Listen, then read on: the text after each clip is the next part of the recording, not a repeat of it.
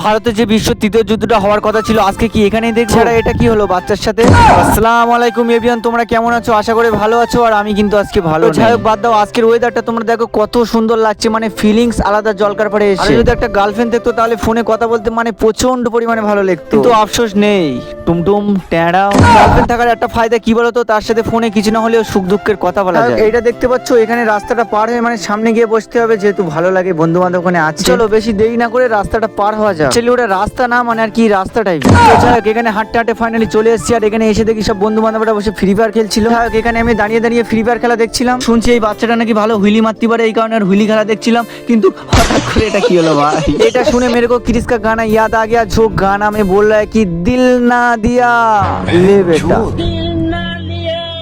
তোমরা কিছু মনে করো না, যেহেতু আজকের ভিডিওটা ফানি টাইপের হবে। আর অলরেডি দেখতে পাচ্ছ যে বিশ্ব তৃতীয় যুদ্ধ শুরু হওয়ার কথা ছিল, অলরেডি শুরু হয়ে গেছে। আর এখানে বিশ্ব তৃতীয় যুদ্ধের কথা শুনে এত পরিমাণ বাচ্চাটা হাসছিল যে কল্পনার বাইরে। বিশেষ করে আজকের এত পরিমাণ গরম পড়ছিল যে মনে হচ্ছে একটা ক্যাম্পা খাবার দরকার। কারণ দোকানে গিয়েছি দুটো ক্যাম্পা আনতে, আর অলরেডি তোমরা দেখতে পাচ্ছ ক্যাম্পা দুটো কিনেও এনে অলরেডি দেখতে পাচ্ছ ক্যাম্পা খাওয়া হয়ে গেছে। এই কারণে বেরিয়ে পড়েছি ভাঙড়ের উদ্দেশ্যে, যেহেতু একটা জুতো কিনতে হবে। এখানে এসে মোটামুটি একটা জুতো পছন্দ হয়েছিল, যেহেতু আমি এরকম ধরনের জুতো পরি। ফাইনালি জুতোটা কিনেও ফেলি।